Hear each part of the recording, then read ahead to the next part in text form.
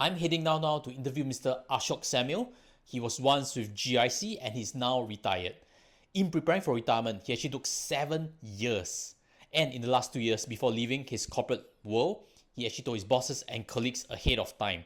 So if you're curious to hear more on retirement planning, today's episode definitely has a lot of wisdom. Mr. Ashok Samuel right now is traveling the world and also doing teaching to keep active. And for the rest of what he has to share, I'll let you listen in. I have a lot of questions regarding retirement because you come from now a space of being retired. I know that you've spent 7 years to get to retirement. What was the story like in your journey? I think the 7 years was kind of accidental. It's more like I decided when to retire. And once I decided when, I realized there was 7 years left. So in 2013, I decided that, 2020 June was when I wanted to retire. And that's why 7 years. So in this journey, what was the one thing that helped you the most in terms of planning for the right moment? Is there a thing that you can capture and look back on? So the moment was decided actually by external factors. I have 2 children, 2 daughters, and the time my second daughter finished high school, which means she was leaving home, was when I decided was the right time to retire. Until then, frankly, most of us parents are kind of slaves of the school calendar. So being liberated from that cycle, I wanted to travel. I don't want to travel during school holidays when the fares are expensive, everything's crowded. And so I waited till she finished school. So that's how that worked out. And I think the one most important thing is setting the time, not the target. So you say, okay, this is the time, this is my deadline. I do the best I can by that time, rather than saying, oh, I want so much money or I want to achieve this in my career. But say, okay, this is the time. Time doesn't wait for anyone. Where some of us have more money, less money, more achievements, less achievements, but all of us have less time. So the important thing is, in my opinion, for me at least, was to give it I love the part on best by then, because so many times when I do research, I realize younger generation are thinking about certain number, a certain million number, but actually best by then is different approach, whereby you try your best and whatever you get there, you work backwards, correct? If I hear correctly. It works for me, certainly. In my 30s, even in my 40s, early 40s, I was working towards a number. But I think before my mid 40s, probably sometime in my early 40s, I figured out that chasing numbers doesn't help, because the number I set in my 20s was so different from the number I had in my mind in my 40s. I said, if I keep on chasing numbers, the number will keep changing. So fix the timer. Is that due to career progression? When you are starting out at 20s, income's way different from 40s. That's why the perspective of what is enough. I think income is different. Also, frankly, others around you are spending differently. Okay. So you want to keep up. And I think, it's a never-ending game. And there are only losers in that game, no winners. I think in our audience, there are those who are in their 20s. And they haven't seen that journey, whereby, as you progress, your taste of what is required might also evolve. Based on that is correct. Environment, right? I think it'd be unreasonable to expect someone in their 30s to think like me, a person in my late 50s. I think it's fine.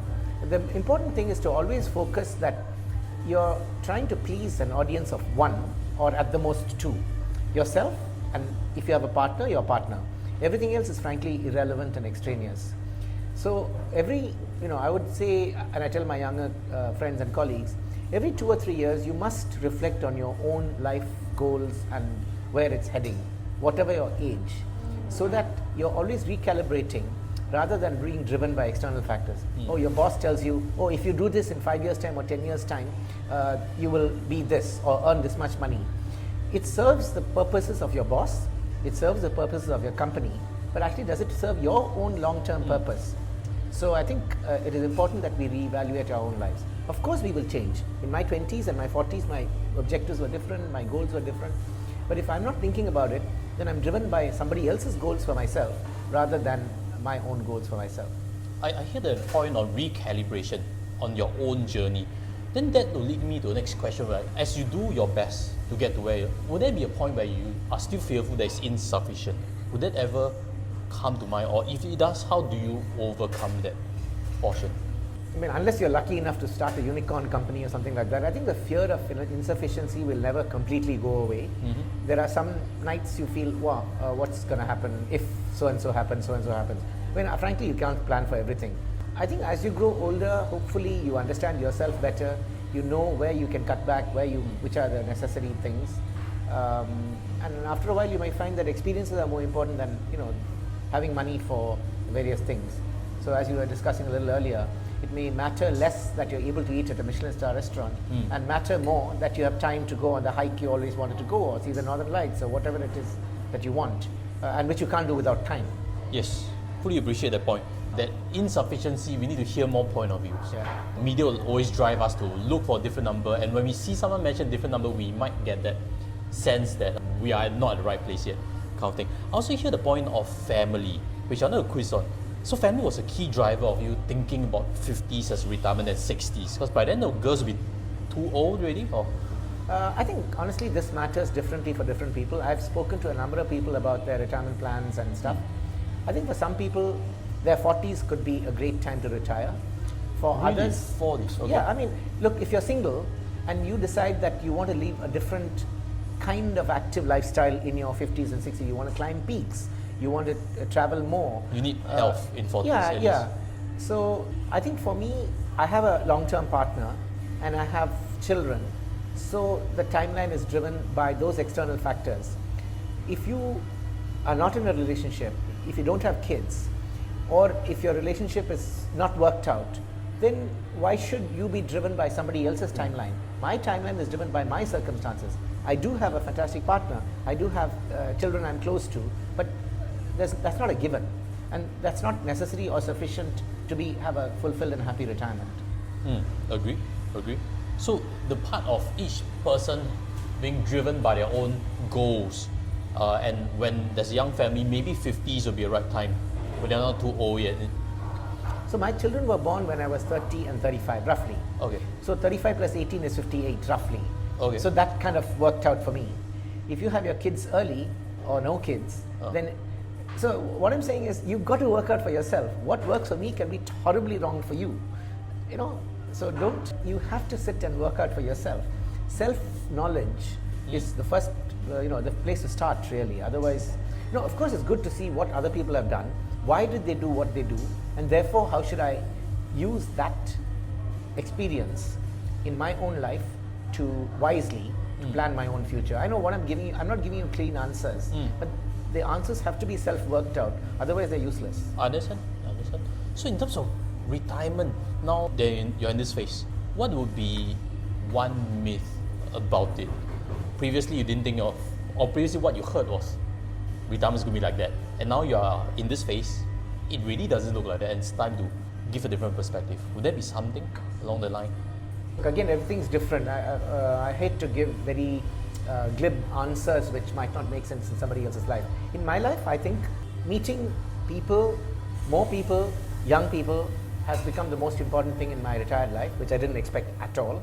I thought doing fulfilling things would be the most fun thing. I don't think so. It's meeting the most interesting people, particularly young people. Because see, when you're in the workforce, and particularly in a corporate like I was, which hires very, very smart people, you're in the presence of very smart people all the time, particularly young, exciting people. When you retire, all your kakis are your own age. We're all looking back at the past. It's not to say that we don't look at the future, but all our achievements are behind us broadly. How do you make strategies to keep meeting young people who are exciting, who keep you excited, who keep you young? I think that's very important, and I'm kind of having to develop these strategies and ways to meet young people is, I think, the most surprising thing. And for me, I would have totally not thought about it had I not experienced it in retirement. I still do try to do fun stuff, but meeting people is far more important. Would there be social activities that you participate in? Or like, for example, teaching, something that you do. Yeah, so that's a way to connect with the younger generation and feel the excitement as well. Yeah, so teaching is one of the most easy kind of ways to meet people. So as I said, I don't do individual lectures, I do courses of 5-6 sessions at least, so I get deeper relationships. I continue to try and connect with my younger, the colleagues from my ex-employer. I try to find other strategies, other ways to meet young people. Frankly, maybe there's nothing much. Maybe the important thing is also to make sure you're listening rather than talking all the time. You're there to learn rather than to teach. there's always more, there's more wisdom out there than inside oneself. So, change your attitudes as well as you retire. Just like now we are filming something that is more new generation, a podcast indeed, cover format. As I said, mass media is not something I've been attracted to. But, people like you who ask me, make me think, okay, maybe I should try something different. So I think kind of, maybe that's the one, I wouldn't say myth, but conception I had, that the experience, the knowledge I had at 54 when I retired was enough for my lifetime. Far from it. While you're working, knowledge in a sense comes easily because people are throwing things at you to study this, learn this, you're going into new areas. Whereas in retirement, if you aren't careful, you could end up with not much more new knowledge than when you retire. Whereas I think you've got to actually accelerate and find new ways to learn new things. Otherwise, you just lose relevance very quickly. Would you also bring that philosophy to technology? You'll be using the newest tech gadgets to stay in touch with what's changing. Would it be something like you? Unfortunately not. Because I remember a mentor that I had, and he was in his 60s. So what he did was he always purposefully buy the newest model, whether it's right or wrong is different. But he always wanted to keep up to date with what's developing, so as not to lose touch too much. Because once you take a gap, some number of years, you would find that learning curve a lot more difficult. I think you're right that it could be one strategy to learn how new technology develops and therefore you get better and better. That has not been my style. I've always been extremely laggy in adopting new technology. Like I'm not on any social media, for instance. Maybe newer attitudes.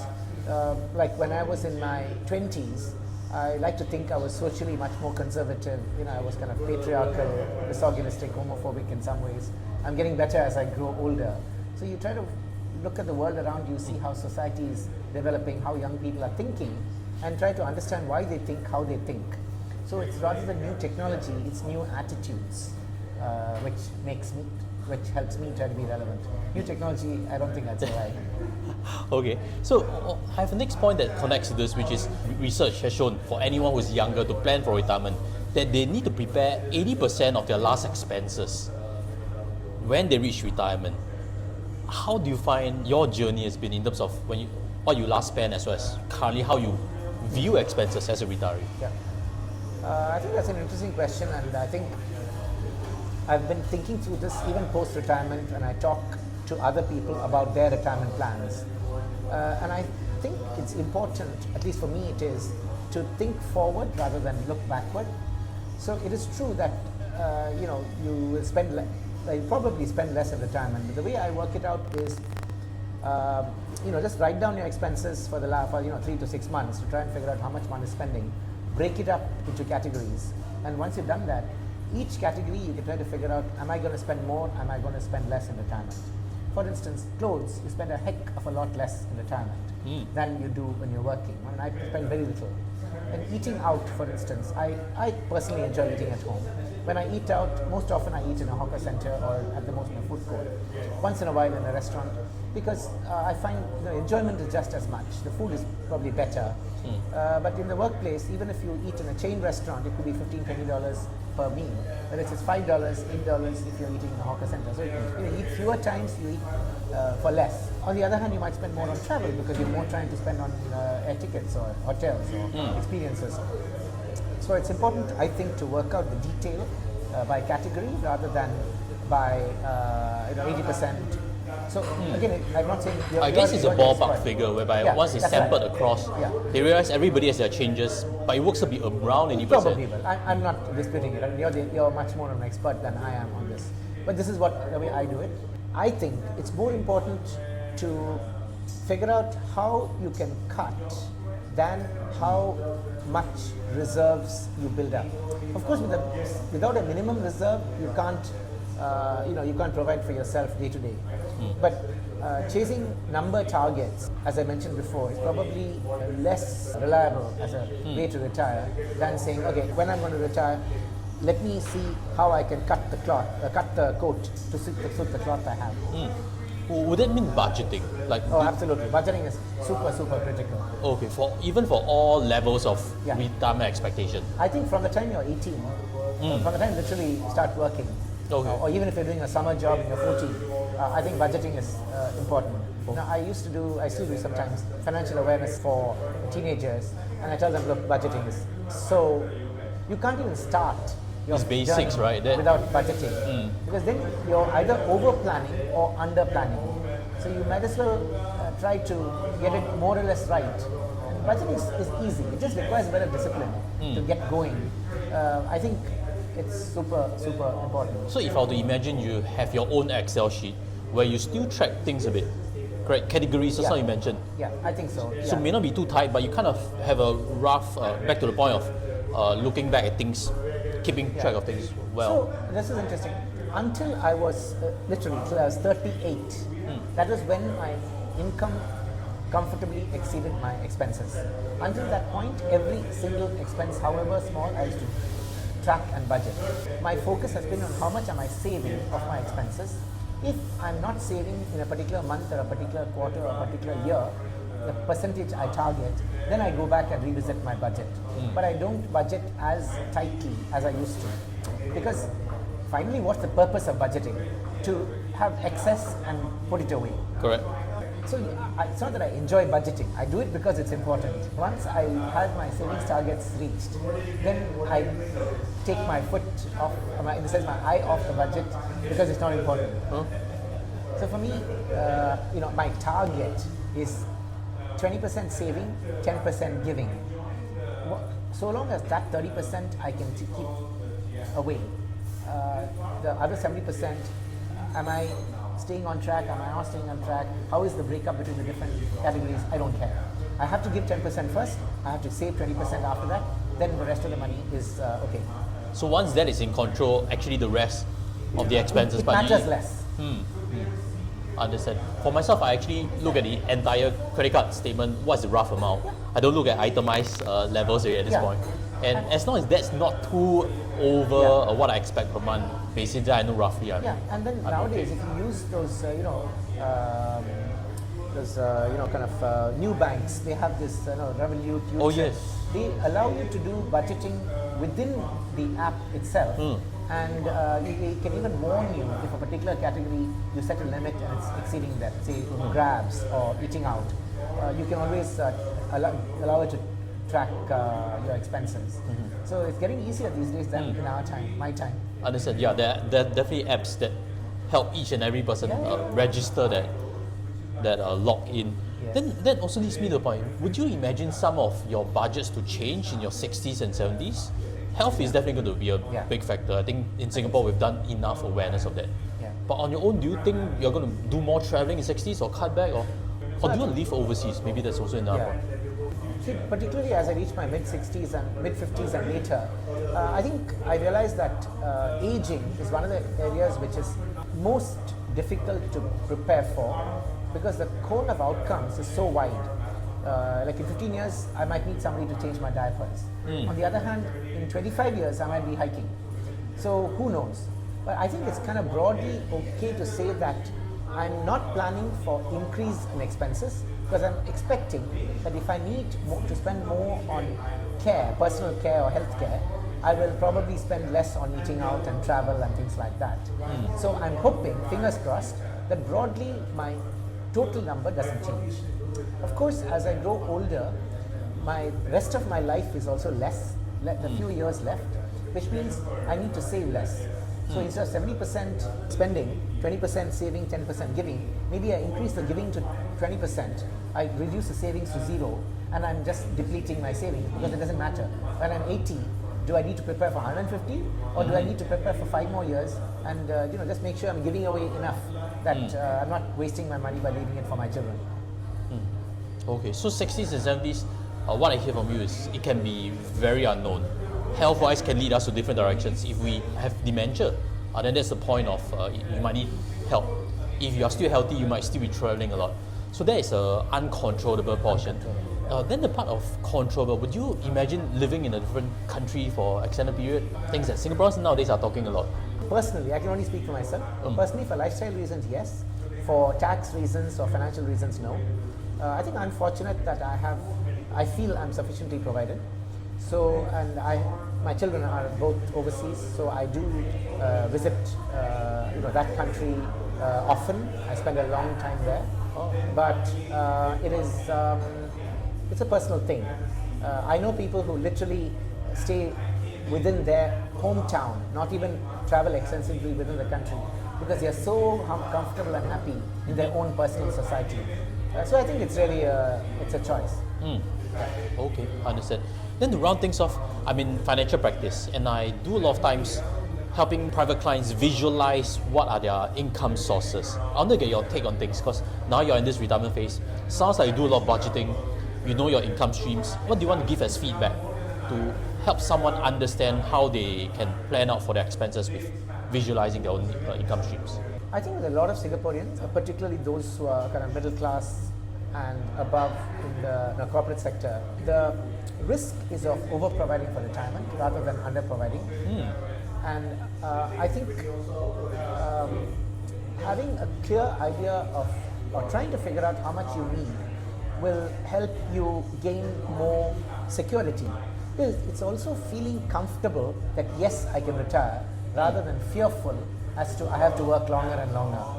So the point of over-preparing is because they actually can retire earlier. They don't need... And retirement doesn't mean to stop working. Retirement means being able to tell your boss, if you suddenly have a bad boss or a bad choice at work, I don't need to work because I can sit at home if I need to, or do something else, or take a 50% pay cut if required. So it's the freedom to not have to go to work because you need the cash. Understand? That's the FIRE movement that, in social media we discuss a lot, financial independence, retire early. You have that option of... and the security of, look, I work because I enjoy. See, the thing is, I stopped working not because I didn't enjoy work. I really, really loved work. It's just that it gave me very little time for other things, and I wasn't prepared for that trade-off anymore. And I just wanted more time to do my own things. And that's what you want more than anything else in retirement, to do your own thing. Understand. Then what about a point on visualizing what are your income streams? Yes. Do we need to keep track of them, I think or that's important. Really know where they're coming from? How reliable So are that's they? where the over-provision comes for. So for instance, a lot of us have some substantial CPF savings. So CPF savings can, if in a two-income household with enhanced retirement sum, you could get almost $6,000 a month from that, particularly if you delay your payouts. So if that much money is coming in, or you have a rental property which is giving you income, or you have bought some annuities which are giving you income, or soon your children are going to graduate and you're going to stop paying fees. All that is, in a sense, either income or a lack of outgoings. So knowing all those clearly, that all this is going to money coming in or not going out, which is currently happening. And then you balance and say, wow, I actually have enough because I have my CPF coming, payouts coming in, I have my annuity coming in, I have my rent coming in, I don't have fees going out. So I actually have enough money. Dividend income also. That's something that we talk a lot on investing. That Also. is So correct. dividend income also. Dividend could be interest from fixed deposits, there's a whole lot of different things that we have. So having a clear idea, I just do it simply through a spreadsheet. In Google Sheets I have a spreadsheet which I can track wherever in the world I am, on my phone, on my laptop, on somebody else's laptop. Whenever I feel a bit insecure, I can check and say, not too bad, can manage. Understood. Thank you so much for sharing. Everybody listening in, if you have questions, leave them in the comment sections. We'll be keen to help you address them, especially with regards to retirement, as well as how to approach this journey of getting there. Sure. So, Ashok, thank you so much again. Yes, sir.